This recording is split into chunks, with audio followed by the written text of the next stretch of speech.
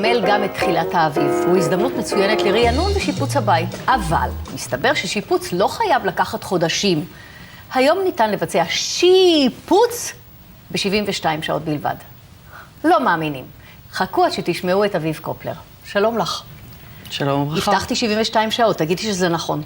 זה עד 72 שעות. זאת אומרת, זה יכול לקחת אפילו פחות. אפילו פחות. זאת אומרת, יש פרויקטים של 24 שעות, 48 שעות, 72 גג. שיפוץ. נכון. שזה אומר מה?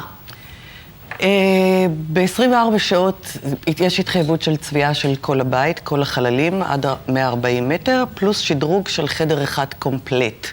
זאת אומרת, או חדר שינה או חדר ילדים, וזה עד הידית האחרונה, זאת אומרת, זה צביעה של כל הרהיטים, חידוש של ריפודים, פרקט, צביעת ארונות, חידוש ארונות קיימים. צריך 300 סינים, לא? לא. עובדים בשתי משמרות בדרך כלל, יש לי שני צוותים, ואנחנו עובדים ברציפות 16 שעות. ב-48 שעות זה שני חדרים, זאת אומרת, אותו דבר, פלוס צביעה. כל הצביעה של הבית ושני חדרים. שני קומפלט? חדרים נוספים, כולל צביעת דלתות במשקופים, וב-72 שעות זה 3 חללים, זאת אומרת, צביעה של כל הבית, דלתות משקופים, פלוס אמבטיה, פלוס שירותי אורחים, וכשאני אומרת חדר אמבטיה של מאסטר בדרום או משהו כזה, זה מהפך טוטלי, זאת אומרת, כל סניטריה, חשמל, הכל, הכל, הכל. כשאת אומרת שיפוץ, את מתכוונת גם להחלפה נגיד של הניאגרה? בוודאי, בוודאי. כאילו אמיתי, עד הסוף. צריך להתייחס לזה ממש כאל הפקה. זאת אומרת ששבועיים, 3 חודש קודם מתנהלות פגישות עם הלקוח. הצהרת כוונות.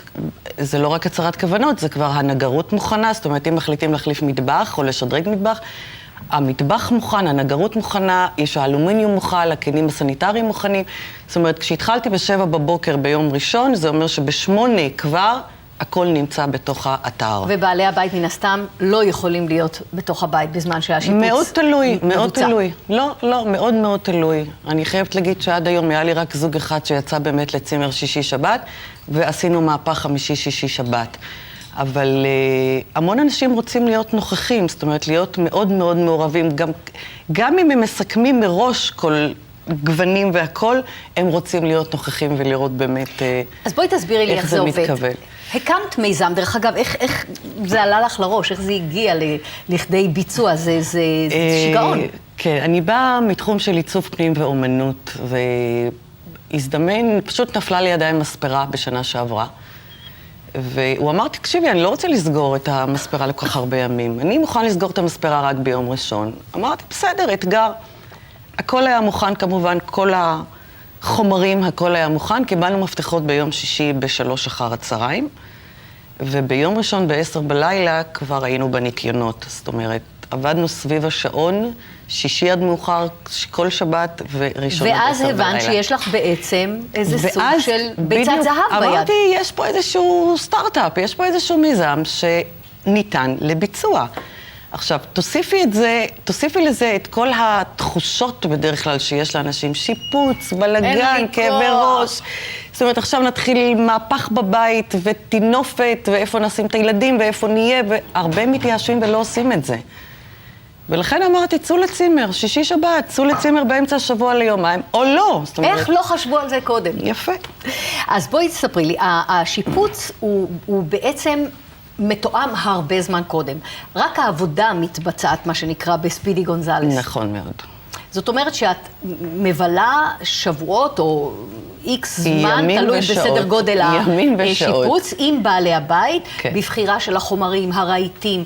וכשאת אומרת שיפוץ, זה אומר שלפעמים הבית לא דומה ולא מזכיר בכלל את מה שהיה קודם. נכון מאוד, כי ניתן גם כן בתחילת הפרויקט, ממש בשעתיים הראשונות, הריהוט יוצא למתפרה, עובר תהליך של ריפוד, וביום האחרון, יחד עם ההתקנות של הארונות או של המטבח החדש, או whatever, או ארונות מקלחת, אם שדרגנו מקלחת, מגיעים גם כן הרהיטים בחזרה. זאת אומרת, יש התחייבות של כל הספקים להרכבות במועדים מסוימים. זאת אומרת, זה בעל מקצוע תפור בתוך בעל מקצוע שני.